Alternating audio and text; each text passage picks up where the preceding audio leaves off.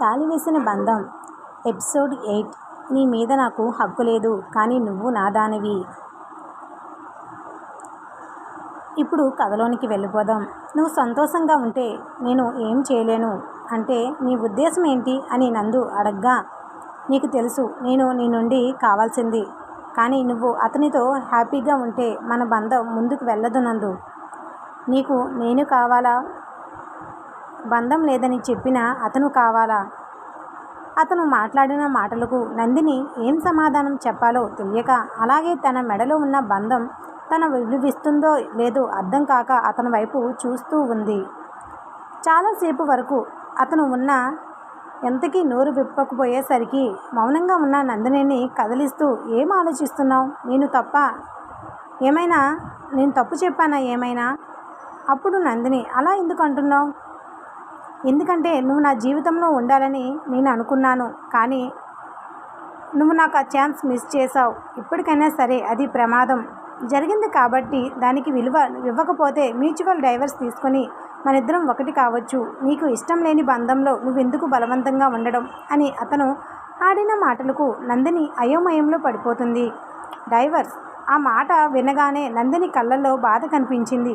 అది అతను గమనించినా కూడా నందిని ప్రశ్నించలేదు, మౌనంగా చూస్తూ ఉన్నాడు. మనిద్దరం ఇంతకు ముందులా కలుసుకోవడం కుదరదు నందిని. నీ మెడలో ఆ తాళి ఉన్నంత వరకు ఇలా మనం కలిసి మాట్లాడినా మన గురించి తప్పుగా అనుకుంటారు. అది నాకు ఇష్టం లేదు. నిన్ను తప్పు పట్టినా నేను తట్టుకోలేను. అలా నిన్ను వదిలి వెళ్ళలేను. కానీ ఇప్పుడు నీ జీవితంలో ఇంకొకరు ఉన్నారు. అందుకే కొన్ని రోజులు నీకు దూరంగా ఉంటాను అని నేను అనుకుంటున్నాను. మనిద్దరిని చూస్తే అతను తప్పుగా అర్థం చేసుకోవచ్చు, నీ మీద అధికారం చూపించవచ్చు అని అతను అన్న మాటలకు నందిని వెంటనే చేయి చూపించి మరి అలా మాట్లాడుతున్నట్టు చెప్పి, వెంటనే అతను నా భర్త కాదు. ఆ మాట నోటి వెంట వచ్చిన వెంటనే ఆమెకి ఆ మాట ఎందుకు చెప్పిందో అర్థం కాలేదు. ఆ మాట విన్న తర్వాత నందిని ఇంకొక మాట అనలేదు. ఆవేశంలో మాట అనగలిగింది, కానీ ఆ మాట తనకే నచ్చలేదు. ఆమె ముఖాన్ని చూస్తూ ఉన్న అతను నెమ్మదిగా నవ్వాడు. సరే, అతను నీ భర్త కాదు, కానీ అయితే ఎవరు? ఆ ప్రశ్నకు నందినికి సమాధానం తెలిస్తే కదా అతనికి చెప్పడానికి. నందిని మౌనం అయిపోయింది. ఆమె మెడలోని తాళి కొంగు కింద దాగి ఉంది, కానీ ఆమె చెయ్యి మాత్రం తెలియకుండానే దాని మీదకి వెళ్తూ ఉంది. ఆ విషయాన్ని అతను గమనించాడు, కానీ ఏమీ మాట్లాడలేదు. అదే సమయంలో అర్జున్ కారులో కూర్చుని ఉన్నాడు. కారు స్టార్ట్ చేయలేదు. అలాగే చూస్తూ ఉన్నాడు. అతని ఆలోచనలు కూడా కుదురుగా లేవు. అతని చూపు రివ్యూ మిర్రర్లోనే ఉంది. నందిని ఇంకా అబ్బాయితో మాట్లాడుతుంది. అది అతనికి నచ్చక అర్జున్ పళ్ళు బిగించి కోపంగా చూస్తూ ఉన్నాడు. తనకి తానే చాలా చిరాగ్గా అనిపించింది. అలా వాళ్ళిద్దరినీ వదిలేసి రావడం అతనికి ఏమాత్రం నచ్చలేదు. వాళ్ళని చూస్తూ ఉన్నాడు అర్జున్. మనసులో నేనెందుకు ఇంత కోపంగా ఉన్నాను? ఆ ప్రశ్నకు అతనికి సమాధానం తెలియక వెంటనే తానెందుకు ఇలా ప్రవర్తిస్తున్నాడు అని అనుకుంటూ ఒక్క క్షణం అక్కడే ఉండాలని అనిపించక అతను వెంటనే కారు స్టార్ట్ చేశాడు. కొంత దూరం వెళ్ళిన తర్వాత అతను ఫోన్ మోగింది. రవి చేస్తూ ఉన్నాడు. అర్జున్ ఫోన్ లిఫ్ట్ చేసిన తర్వాత చెప్పు రవి, ఇప్పుడెందుకు చేసావు? ఏం గుర్తొచ్చిందిరా అని అర్జున్ సీరియస్గా అడుగుతాడు. రవి, ఎక్కడున్నావు? ఇంటి దగ్గరకు వచ్చాను, నువ్వు లేవు. బయటకు వచ్చాను రవి. ఏమైనా అర్జెంటా? బయటకు వెళ్ళావు అంటే నందినిని కలిసావా? ఆ ప్రశ్న అడగగానే అర్జున్ ఒక్కసారిగా బ్రేక్ వేశాడు. ఏమీ మాట్లాడకుండా అలాగే ఫోన్ చెవి దగ్గర పెట్టుకుని ఉన్నాడు. కాసేపటికి, నీకెలా తెలుసు అని అడిగితే రవి సన్నగా నవ్వాడు. నీ గొంతు చెప్తుంది. నాకు మ్యాజిక్ తెలుసు మామ. నీ మనసులో ఏముందో, నువ్విప్పుడు ఎలా ఫీల్ అవుతున్నావో నాకు తెలిసిపోతుంది. నీ గొంతే చెప్తుందిరా నువ్వెంత కోపంగా ఉన్నావు అని. ఏమైంది? షటప్ ఈడియట్, నీకు పని లేదా? ఆఫీస్ పని వదిలేసి నా వెనక స్పైలా వర్క్ చేస్తున్నావా? వర్కా? ఎందుకు లేదు మామ, చాలా ఉంది. కానీ నీ సంగతి తెలుసుకోవడం నాకు ముఖ్యమైన పని. రవి సమాధానం విని అర్జున్ మౌనంగా ఉన్నాడు. ఇంతకీ ఆ అబ్బాయి ఎవరు? అర్జున్ వెంటనే సమాధానం చెప్పలేదు. అయ్యో, నీకు కూడా తెలీదా? నందిని చెప్పలేదా? లేదా నువ్వు అడగకుండా వాళ్ళని చూసి కోపంగా వచ్చేసావా అని అర్జున్ అడిగిన రవి మాటలో రవి అయితే అర్జున్ని అలా అడుగుతాడు. తెలీదు రవి. ఆ సమాధానం కాదు అర్జున్. నువ్వు ఎందుకురా ఇంతగా బిహేవ్ చేస్తున్నావు? ఇది నీకు సూట్ అవ్వదు. ముందు నీకేం కావాలో తెలుసుకో, అది నేరుగా తనకి చెప్పు. బుర్రలో పిచ్చి ఆలోచనలు పెట్టుకొని మనసులో బాధపడుతూ నీకు నువ్వే శిక్ష వేసుకుంటున్నావు. అది నీకెందుకు అర్థం కావటం లేదు? కనీసం టైంకి తింటున్నావా? సరిగ్గా పడుకుంటున్నావా? తనతో కాసేపు మాట్లాడరా. నువ్వేమనుకుంటున్నావో తన మీద నీ ఒపీనియన్ ఏంటో ఒకసారి చెప్పి చూడు. అప్పుడు నీ గురించి తను ఏమనుకుంటుందో చెప్తుంది. లేదా కాసేపు ఆలోచిస్తుంది. మరీ అంత చిన్నపిల్లేం కాదు కదా. కాస్త కాకపోయినా కొంతైనా అర్థం చేసుకుంటుందిరా. నువ్వు ఇలా బాధపడుతూ నిన్ను నువ్వే శిక్షించుకోకు అర్జున్. లేదు, నువ్వు చాలా మాట్లాడుతున్నావు రవి. నేను వాటి గురించి పట్టించుకోవడం లేదు. అవునా అర్జున్? అయితే ఎందుకింత కోపంగా ఉన్నావు? అర్జున్ స్టీరింగు పట్టు బిగించి నా కోపం లేదు అని అంటాడు. అది తెలుస్తుందిలే. నందిని పేరు అడగగానే కారు నడుపుతున్నో మధ్యలో ఆపేశావు. ఆ మాటకు అర్జున్ కాసేపు మౌనంగా ఉన్నాడు. అర్జున్ అని పిలుస్తాడు మాట్లాడకపోతున్న స్నేహితుడిని చూసి. ఏంట్రా అని అంటే, నువ్వు ఆమెను ఇష్టపడడం మొదలుపెట్టావా? ఆ సమాధానం చెప్పడం ఇష్టం లేని అర్జున్ ఒక్కసారిగా ఫోన్ కట్ చేసేశాడు. కానీ రవి అడిగిన ప్రశ్నలు అతని మనసులో బలంగా మిగిలిపోయాయి. ఆ రోజు సాయంత్రం నందిని ఇంటికి వచ్చింది. ఆమె గదిలోకి వెళ్ళగానే బామ్మ అక్కడే కూర్చుని ఉంది. ఎక్కడికి వెళ్ళావు నందిని? బామ్మ నుండి అలాంటి ప్రశ్న ఊహించిన నందు ఆమెకు సమాధానం చెప్పలేకపోయింది. మౌనంగా ఉన్న నందినిని చూసి, ఏమైంది? ఎందుకు అలా ఉన్నావు? ఎక్కడికి వెళ్ళావు అనే కదా అడిగాను అని అడుగుతుంది బామ్మ. బయటికి వెళ్ళాను బామ్మ, అది నాకు తెలుసు. ఎవరితో వెళ్ళావు అని అడుగుతున్నా. ఆ మాటకు నందిని బామ్మ వైపు చూసింది. ఒక స్నేహితుడితో వెళ్ళాను బామ్మ. సీతమ్మ ఏమీ మాట్లాడలేదు. నందిని అలా చూస్తూ ఉంది మౌనంగా. నందిని అది నచ్చక, బామ్మ మీరెందుకు అలా చూస్తున్నారు అని అడిగితే, నేనా? ఏం చూశాను అందు. ఏం చూశాను నందు? నాకు అర్థమవుతుంది బామ్మ. ఏదో అడగాలని చూస్తున్నారు అని. అడగలేక మౌనంగా ఉన్నారు. పర్వాలేదు, మీరు ఏదో అడగాలని అనుకుంటున్నారు కదా, అడగండి. నేనేమీ తప్పుగా అనుకోను. మిమ్మల్ని తప్పు పట్టనని కూడా నందిని అడగగానే సీతమ్మ నవ్వింది. నువ్వు ఎవరికైనా భయపడుతున్నావా నందు? లేదు బామ్మ. ఎందుకలా అడిగారు? మరి అర్జున్కి? నందిని ఒక్కసారిగా మౌనం అయ్యింది. సీతమ్మ నవ్వు ఈసారి మరింతగా పెరిగింది. బామ్మ అలా నవ్వేసరికి ఉక్రోషం ఎక్కువై బామ్మ అని అరుస్తుంది నందు. ఏమైంది? పేరు చెప్పగానే ఎందుకు మొహం మారిపోయింది? అతనికి కోపం వచ్చింది బామ్మ. మూతి ముడిచి చెప్పింది నందు. కోపమా? నా మనవడక? కానీ ఎందుకు?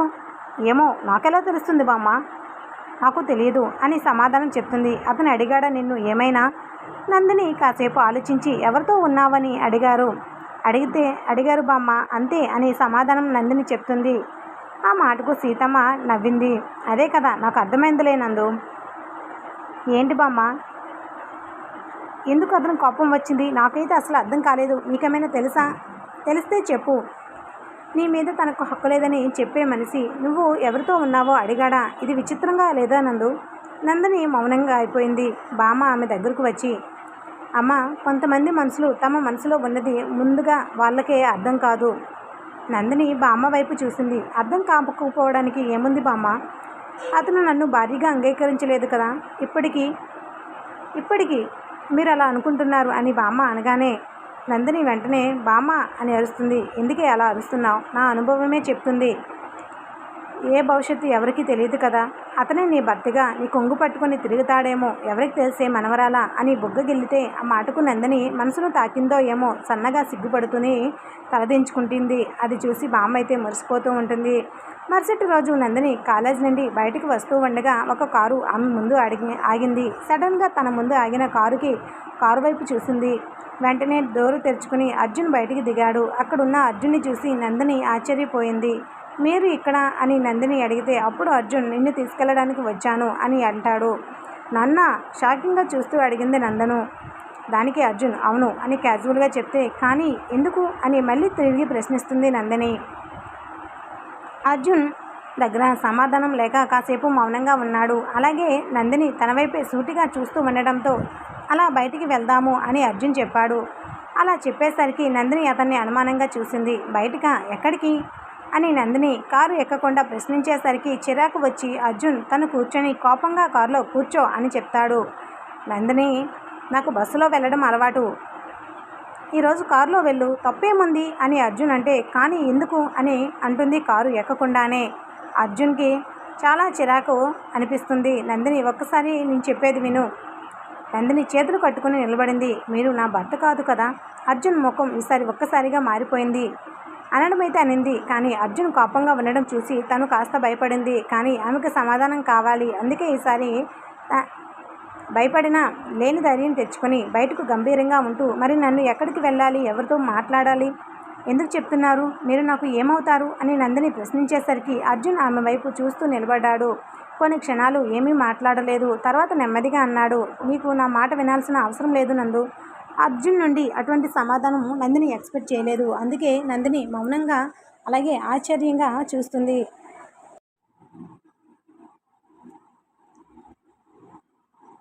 నాకు మీరు ఏమవుతారు అని నందిని ప్రశ్నించేసరికి అర్జున్ ఆమె వైపు చూస్తూ నిలబడ్డాడు. కొన్ని క్షణాలు ఏమీ మాట్లాడలేదు. తర్వాత నెమ్మదిగా అన్నాడు, నీకు నా మాట వినవలసిన అవసరం లేదు నందు.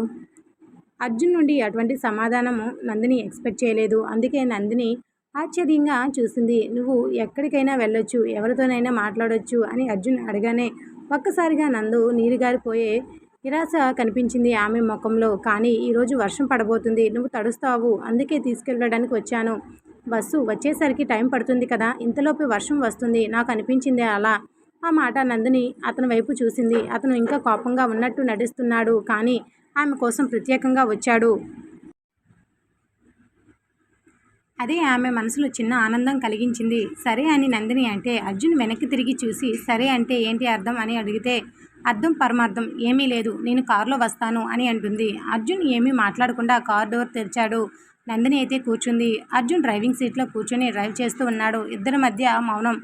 నందిని అతని వైపు చూసింది. అతను రోడ్డు వైపే చూస్తూ ఉన్నాడు. నిన్న మీరు కోపంగా ఉన్నారు, ఎందుకు అని ధైర్యం చేసి అడిగింది అర్జున్ని. అప్పుడు అర్జున్, కోపమా? లేదు నందిని, అయినా నీ మీద నేను ఎందుకు కోపంగా ఉంటాను, నాకేమీ హక్కు లేదు కదా. లేదు, నిన్న మీరు కోపంగా ఉండడం నేను గమనించాను, మీరు అబద్ధం చెప్పకండి అని నందిని అడిగితే, లేదు చెప్పా కదా నీ మీద నాకేం కోపం లేదని, పదే పదే ఎందుకలా అని అడుగుతాడు. అయితే అబ్బాయి ఎవరు అని ఎందుకు అడిగారు అర్జున్ అని ఆమె వైపు వెంటనే అర్జున్ ఆమె వైపు చూస్తాడు. మీకు తెలుసుకోవాలని అనిపించింది కదా అని అర్జున్ని అడుగుతుంది. అర్జున్ మళ్ళీ రోడ్డు వైపు తిరిగాడు. అలానే అనుకో డ్రైవింగ్ చేస్తూ అన్నాడు అర్జున్. అర్జున్ సమాధానంకి నందిని నవ్వింది. మీరు చాలా విచిత్రంగా మాట్లాడుతున్నారు అర్జున్ అని అంటే, నేనా? ఈసారి అర్జున్ షాక్ అవుతాడు. అవును మీరే, మనసులో ఒకటి ఉంటే బయటికి ఒకటి మాట్లాడతారు, అది నాకు అర్థమైంది అని నందిని అంటుంది. నువ్వు మాత్రం చాలా తెలివిగా మాట్లాడుతున్నావు నందు. అవునా? అంత తెలివిగా మాట్లాడుతున్నానా? కానీ నన్ను మీరు చిన్నపిల్ల అని అనుకున్నారుగా అని అంటుంది. అర్జున్ ఒక్కసారిగా ఆమె వైపు చూసి, అవును నువ్వు చిన్నపిల్లవే. నందిని మొహం చిట్లించింది ఆ మాటకు. నేను చిన్నపిల్లని కాదు అని అరిచి చెప్పింది నందిని. అవును నువ్వు చాలా పెద్దదానివి అని అర్జున్ అంటే, అప్పుడు నందు, అవును నేను చాలా పెద్దదాన్ని, నీ కళ్ళకి మాత్రమే నేను చిన్నపిల్లలా కనిపిస్తున్నాను అని అంటుంది. అర్జున్, అందుకే నిన్ను బస్సు మిస్ అవుతుందో ఏమో అని భయపడి వర్షంలో పరిగెత్తావు కదా. అర్జున్ మాట విన్న నందిని నోరు తెరిచి అతన్ని చూసింది. అది వేరే విషయం, దానికి దీనికి సంబంధం ఏంటి అని మూతి ముడిచి అంటున్న నందినిని చూసి అర్జున్ అయితే నవ్వుతాడు. అర్జున్ అలా నవ్వడంతో నందిని అతన్ని కోపంగా చూసి, మీరు నవ్వకండి, నా కోపం వస్తుంది అని నందు అంటే ఎందుకు అని అర్జున్ అడుగుతాడు. మీరు నన్ను ఎప్పుడు కలిసినా నన్ను ఎప్పుడు చిన్నపిల్లలా ఆట పట్టిస్తారు. అర్జున్ నవ్వడం ఆపి, ఎందుకంటే నువ్వు జరిగింది గురించి బాధపడకుండా ఉండడానికి నేను నిన్ను డైవర్ట్ చేయాలని అలా నిన్ను ఆట పట్టిస్తూ ఉంటాను అని అర్జున్ చెప్తే, ఏంటి అని ఆశ్చర్యంగా అడుగుతుంది నందు. నీ జీవితంలో జరిగింది చాలా పెద్ద విషయం నందు, నువ్వు ఇంకా దాని గురించి బయటపడలేదు, అందుకే నిన్ను సాధారణంగా ఉంచాలని అనిపిస్తుంది. నందిని మౌనం అయింది. అతని మాటలు ఆమె మనసును తాకాయి. కొద్దిసేపటి తర్వాత మెల్లగా అడిగింది, మీకు నా మీద జాలి వేస్తుందా అర్జున్ గారు? ఆమె వైపు వెంటనే చూశాడు. లేదు నందు, నీకెందుకు అలా అనిపించింది? మరి ఏముంది మీ మనసులో అని అడిగితే అతని దగ్గర సమాధానం లేదు. నువ్వు నాకు బాధ్యతలా అనిపిస్తున్నావు నందు అని అనేసరికి నందు ముఖం ఒక్కసారిగా దిగులుగా మారింది. అర్జున్ ఆమెను గమనించాడు. అది తప్పుగా అర్థం చేసుకోకు నందు, నేనేమో అనుకోలేదు అర్జున్ గారు. కానీ ఆమె గొంతులో బాధ స్పష్టంగా కనిపించింది అర్జున్కి. కారు ఇంటి ముందు ఆగింది. నందు వెంటనే డోరు తెరిచి దిగబోతూ ఉండగా అర్జున్ ఆమెను ఆపాడు. ఆమె వెనక్కి తిరిగింది. నేను చెప్పింది నువ్వు ఒంటరిగా ఉన్నావని కాదు. నందిని ఏమీ మాట్లాడలేదు. నువ్వు ఎక్కడికైనా ఏదైనా సమస్యలో ఉంటే నాకు మాత్రము చెప్పు, మర్చిపోకు అని చెప్తే నందిని అతని వైపు చూసింది. ఎందుకు అన్నట్టు, ఎందుకంటే నీ మీద నాకు హక్కు లేకపోయినా నిన్ను కాపాడాల్సిన బాధ్యత నాకుంది. ఆ మాట వినగానే నందిని కళ్ళల్లో ఏదో మెరిసింది. తర్వాత మెల్లగా నవ్వింది. మీరు చాలా మంచివారు అర్జున్ గారు అని అంటే అర్జున్ వెంటనే మొహం తిప్పుకున్నాడు. అది నాకు తెలుసు. అర్జున్ సమాధానానికి ఆశ్చర్యంగా చూసి, అయ్యో మీకు మీరు పొగడ్తలు చెప్పుకుంటారా అని అంటుంది నందిని. అవును, నిజం చెప్పుకోవడంలో తప్పేముంది? నందిని నవ్వుకుంటూ లోపలికైతే వెళ్ళిపోతుంది. అర్జున్ ఆమె వెళ్తున్న దారిని చూస్తూ నిలబడ్డాడు. అతని పెదవులపై చిన్న నవ్వు. అదే అతనికి తెలీదు. నందిని జీవితంలో వచ్చిన తర్వాత తనకి ఇంటికి తిరిగి వెళ్ళాలనే ఆలోచన కూడా ఎందుకో అతనికి అంతగా అనిపించటం లేదని. అదే రోజు రాత్రి నందిని ఫోన్ అయితే పదే పదే మోగుతూ ఉంది. అదే అబ్బాయి మళ్ళీ ఫోన్ ఎత్తలేదు. మళ్ళీ మోగింది. ఈసారి ఆమె ఫోన్ తీసుకుని హలో అని అనింది. అతనితో నువ్వు ఉన్నావు కదా. నందిని అతని సమాధానం చెప్పలేదు. మౌనంగా ఫోన్ చెవి దగ్గర పెట్టుకొని వింటుంది. నందిని, నువ్వు నన్ను మర్చిపోతున్నావా? ఆ మాట నచ్చినట్టు నందిని కళ్ళల్లో నీళ్ళు వచ్చాయి. ఆమె సమాధానం చెప్పేలోపు మరోవైపు అర్జున్కి ఫోన్ వచ్చింది. రవి మాట్లాడుతున్నాడు. అర్జున్, నీకు ఒక విషయం చెప్పాలిరా అని అంటే, ఏంటి రవి అని అంటాడు అర్జున్. నందిని గురించి. అర్జున్ ఒక్కసారిగా ముఖం మారిపోయింది. ఆమె ప్రేమించే అబ్బాయి ఎవరో నాకు తెలిసింది అర్జున్ అని అంటే, నందిని చాలా అతను నందినిని చాలా కాలంగా ప్రేమిస్తున్నాడట. ఆ మాట వినగానే అర్జున్ చేతిలో ఫోన్ బిగుసుకుంది. అతని మనసులో ఒకే ప్రశ్న. అయితే నందు ఎవరిని ఎంచుకుంటుంది? అర్జున్నా లేదా ప్రేమించిన అతన్నా? అసలు ఆ ప్రేమించిన అతను ఎవరు? అర్జున్ తనకి పెళ్ళైన తర్వాత కూడా ఎందుకు నందుని వదిలిపెట్టలేకపోతున్నాడు? నందు ఎవరిని ఎంచుకుంటుంది? ఈ కథ నచ్చితే ఛానల్ని లైక్ చేసి సబ్స్క్రైబ్ చేసుకోండి. Thanks for listening.